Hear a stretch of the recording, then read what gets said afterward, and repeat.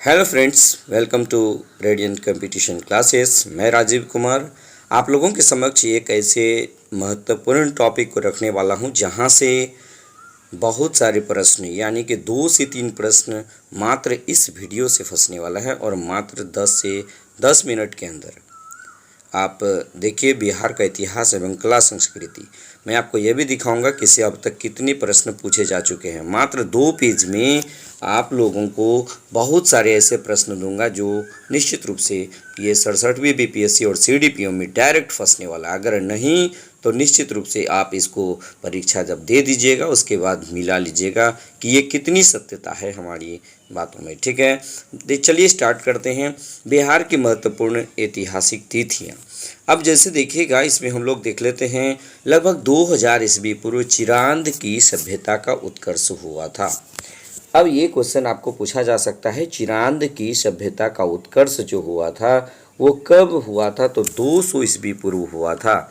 उसके बाद देखिएगा 1000 ईस्वी पूर्व आर्यों का बिहार क्षेत्र में आगमन। ये क्वेश्चन पूछा जा सकता है कि आर्यों का बिहार क्षेत्र में आगमन कब हुआ था? लगभग 1000 ईस्वी पूर्व। उसके बाद देखिएगा लगभग 600 ईस्वी पूर्व अंग व मगध महाजनपदों का उत्कर्ष हुआ था। 544 ईस्वी पूर्व की बात यदि की जाए तो मगध का उत्कर्ष हुआ था। वेरी वेरी इंपॉर्टेंट, मगध का उत्कर्ष 544 ईस्वी पूर्व हुआ था और प्रथम हर्यक वंशीय मगध नरेश बिंबिसार का सिंहासनारोहण हुआ था। ये भी बात आप याद रख लीजिएगा। 528 ईस्वी पूर्व में गौतम बुद्ध का बोध गया में 35 वर्ष की आयु में ज्ञान की प्राप्ति हुआ था और साथ ही साथ गौतम बुद्ध महात्मा बुद्ध या तथागत कहलाए थे। तो ये इस भी आपको याद रखना है कि गौतम बुद्ध को ज्ञान की प्राप्ति कब हुई थी? तो 528 ईस्वी पूर्व में हुई थी। उसके बाद देखिएगा 498 ईस्वी पूर्व की बात यदि की जाए तो इसमें हम लोग क्या देखते हैं, वर्धमान महावीर का जृंभिका ग्राम या रिजुपालिका नदी के तट पर शाल वृक्ष के नीचे 42 वर्ष की आयु में ज्ञान की प्राप्ति हुई थी। यानी कि गौतम बुद्ध को ज्ञान की प्राप्ति 528 ईस्वी पूर्व में होती है, जबकि महावीर स्वामी को 498 ईस्वी पूर्व में ज्ञान की प्राप्ति होती है। और ज्ञान की प्राप्ति हो जाने के बाद महावीर स्वामी कैवल्य कहलाए और अरहत जीन कैवलिन भी कहलाए। उसके बाद देखिएगा 492 ईस्वी पूर्व मगध नरेश बिंबिसार का देहावसान हुआ था। अजात शत्रु का सिंहासनारोहण भी हुआ था। उसके बाद यदि राजगीर में प्रथम बौद्ध संगीति की बात की जाए तो ये 483 ईस्वी पूर्व में हुआ था और 468 ईस्वी पूर्व वर्धमान महावीर यानी जैन धर्म के संस्थापक का पावापुरी में देहांत हो गया था। उसके बाद 459 ईस्वी पूर्व की बात यदि की जाए तो अजात शत्रु का देहांत उदयन का सिंहासनारोहण हुआ था 459 ईस्वी पूर्व में। पाटलिपुत्र नगर की स्थापना और पाटलिपुत्र मगध साम्राज्य की राजधानी 455 ईस्वी पूर्व में बनी थी। वेरी वेरी इंपॉर्टेंट क्वेश्चन है। उसके बाद देखिएगा वैशाली में द्वितीय बौद्ध संगीति का आयोजन 383 ईस्वी में की गई थी। शिशुनाग वंश का शासन समाप्त हुआ था 344 ईस्वी पूर्व में। साथ ही साथ नंद वंश प्रतिष्ठापित हुआ था और महापदम नंद मगध का राजा बना था 344 ईस्वी पूर्व में। उसके बाद देखिएगा 321 ईस्वी पूर्व की बात देखी जाए तो नंद वंश का शासन समाप्त हुआ था। चंद्रगुप्त मौर्य मगध नरेश बना। मौर्य राजवंश प्रतिष्ठापित हुआ था 321 ईस्वी पूर्व में। उसके बाद हम लोग बात करते हैं 315 ईस्वी पूर्व यूनानी नरेश सेल्यूकस के राजदूत मेगास्थनीज का मगध की राजधानी पाटलिपुत्र यानी पोलिवरोथा में आगमन हुआ था। साथ ही साथ इंडिका का लेखन भी हुआ था। कब हुआ था? 315 ईस्वी पूर्व। तो ये प्रश्न लगातार पूछा जाता है कि मेगास्थनीज किसके समय में भारत आया था? तो चंद्रगुप्त प्रथम। और ये किसका दूत था? ये सेल्यूकस निकेटर का दूत था। ठीक है, और उसकी पुस्तक का नाम क्या था? इंडिका। और पाटलिपुत्र को इन्होंने इंडिका में किस नाम से वर्णन किया है? तो पोलिवरोथा। ठीक है, उसके बाद हम लोग देखते हैं 247 ईस्वी पूर्व ये पाटलिपुत्र में तृतीय बौद्ध संगीति आयोजित की गई थी 247 ईस्वी पूर्व में। आप इसको भी याद रख लीजिएगा। उसके बाद देखिएगा चंद्रगुप्त प्रथम द्वारा पाटलिपुत्र में गुप्त राजवंश की स्थापना हुई थी और गुप्त संवत प्रचलित हुआ था 320 ईस्वी पूर्व। उसके बाद देखिए चीनी यात्री फाहियान जो चंद्रगुप्त विक्रमादित्य के समय आया था और ये फाहियान जो है 408 ईस्वी में आया था। मगध के परवर्ती गुप्त शासक वंश का उत्कर्ष हुआ था 530 ईस्वी में। उसके बाद हम लोग नेक्स्ट देख लेते हैं 635 ईस्वी में हुएनसांग की बिहार यात्रा हुई थी। उसके बाद इत्सिंग यानी चीनी यात्री द्वारा बिहार की यात्रा 673 ईस्वी में की गई थी। बिहार में पाल राजवंश की सत्ता स्थापित हुई थी और धर्मपाल का उत्कर्ष हुआ था 760 ईस्वी में और 770 में ओदंतपुरी बिहार की स्थापना हुई थी। आप याद रखिएगा ओदंतपुरी बिहार की स्थापना कब हुई थी तो 770 ईस्वी पूर्व। उसके बाद विक्रमशिला बिहार की स्थापना 780 में ईस्वी में हुई थी। नालंदा विश्वविद्यालय को अभूतपूर्व दान प्रदान जो है 780 में ही किया गया था। उसके बाद 1095 सेन राजवंश द्वारा बिहार में सत्ता स्थापित हुआ था। उसके बाद हम लोग देखते हैं उत्तरी बिहार में कर्नाट वंश का अभ्युदय हुआ था और 1180 ईस्वी में इमाम ताज फकीर द्वारा मनेर में खानका स्थापित किया गया था।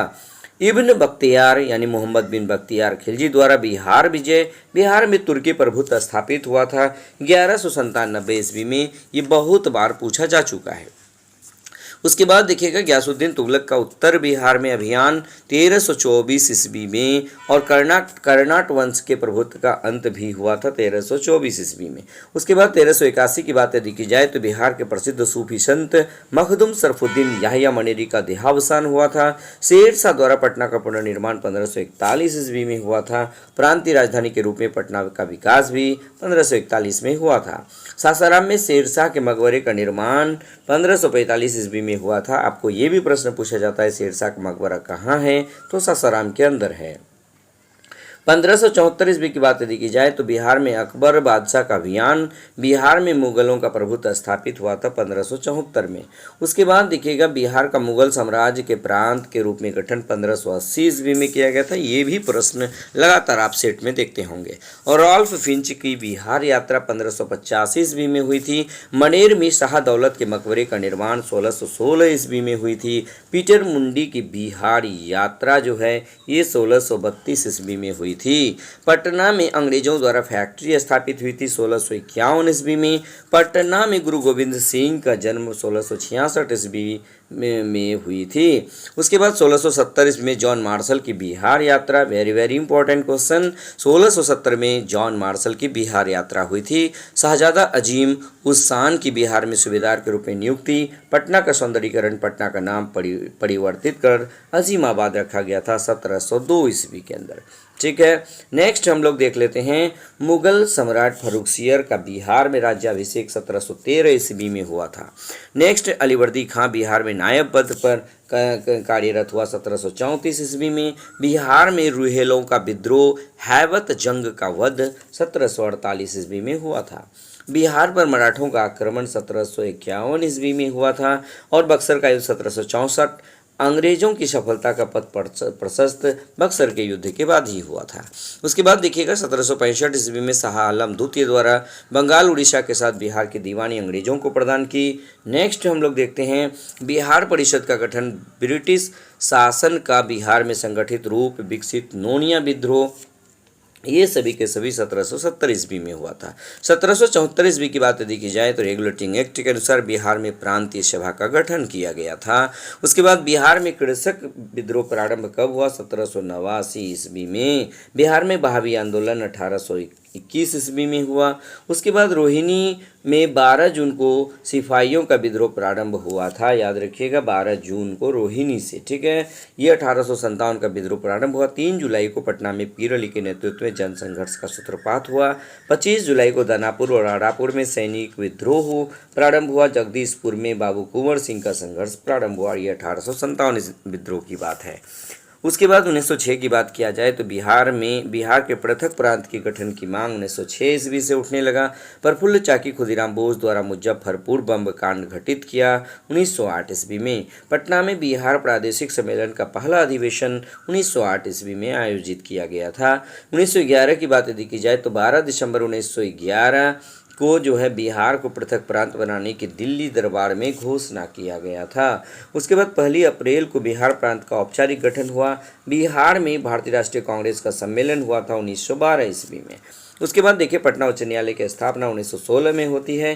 बिहार में मौलाना मजहरूल हक के नेतृत्व में होम रूल आंदोलन भी 1916 से प्रारंभ होता है। 1917 में पटना विश्वविद्यालय की स्थापना होती है। महात्मा गांधी द्वारा चंपारण में नील मालिकों के विरुद्ध आंदोलन भी होता है कब? 1917 ईस्वी में। उसके बाद देखो 1919 में बिहार में खिलाफत आंदोलन प्रारंभ होता है। स्वामी विद्यानंद के नेतृत्व में किसानों का आंदोलन प्रारंभ होता है। ये ऑलरेडी बीपीएससी में पूछा गया है कि बिहार में स्वामी विद्यानंद के नेतृत्व, किसके नेतृत्व में किसानों का आंदोलन प्रारंभ हुआ था? तो स्वामी विद्यानंद के नेतृत्व में। नेक्स्ट देखिएगा, बिहार में असहयोग आंदोलन प्रारंभ जो होता है 1920 ईस्वी में होता है। मौलाना मजहरूल हक द्वारा सदाकत आश्रम की स्थापना भी 1920 ईस्वी में होता है। बिहार विद्यापीठ स्थापित होता है। इंग्लैंड के युवराज का भारत यात्रा होता है 1921 ईस्वी में। बिहार में स्वराज दल का गठन 1923 ईस्वी में होता है। साइमन कमीशन का बिहार के प्रत्येक क्षेत्र में बहिष्कार 1928 ईस्वी में होता है। बिहार में कृषक सभा का गठन 1929 ईस्वी में। बिहार नमक सत्याग्रह 1930 ईस्वी में होता है। बिहार सोशलिस्ट पार्टी का गठन 1931 में देखिए बीपीएससी 2018 में पूछा गया है।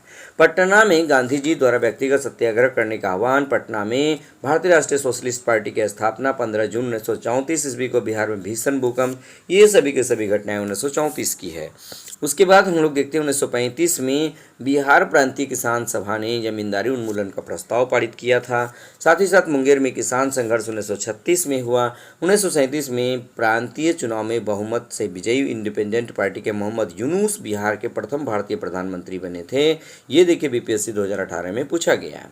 20 जुलाई 1937 ईस्वी को श्री कृष्ण सिंह के नेतृत्व में कांग्रेस मंत्रिमंडल का बिहार में गठन हुआ था। साथ ही साथ स्वामी सहजानंद की सभा में कांग्रेसियों के सम्मिलित होने पर रोक लगाया गया था। फॉरवर्ड ब्लॉक की बिहार शाखा का गठन 1940 ईस्वी में होता है। और भारत छोड़ो आंदोलन के क्रम में पटना सचिवालय के समक्ष गोलीकांड सारण अपराधी जिला घोषित किया जाता है। जयप्रकाश नारायण द्वारा छापा मार संघर्ष प्रारंभ होता है। उसके बाद जमशेदपुर, मुंगेर, चंपारण, दरभंगा, सुल्तानगंज में आंदोलन जुझारू बनता है कब? 1942 ईस्वी में। बिहार में आज़ाद दस्ता गठित होती है 1943 ईस्वी के अंदर। बिहार में सांप्रदायिक दंगा 75 लोगों की मृत्यु 1946 में होती है। और भारत स्वतंत्र होता है 15 अगस्त 1947 को। पटना सचिवालय पर राष्ट्रीय ध्वज लहराया। श्री कृष्ण सिंह के नेतृत्व में स्वतंत्रता प्राप्ति के पश्चात मंत्रिमंडल बिहार में गठित किया जाता है कब? 1947 ईस्वी में। तो दोस्तों मैं बता दूं कि आप यहाँ पर 12 से 13 मिनट के अंदर यहाँ जो भी आप पढ़ेंगे निश्चित रूप से यहाँ से 2 से 3 प्रश्न एक ही जगह से लड़ेगा। निश्चित रूप से आप विश्वास कीजिए। उसके बाद आप यदि नहीं विश्वास करते हैं तो आप एग्ज़ाम दे दीजिएगा। उसके बाद इस वीडियो को देखिएगा। निश्चित रूप से 2 से 3 प्रश्न सिर्फ यहाँ से लड़ेगा। ठीक है, बस आज के वीडियो में इतना ही। धन्यवाद।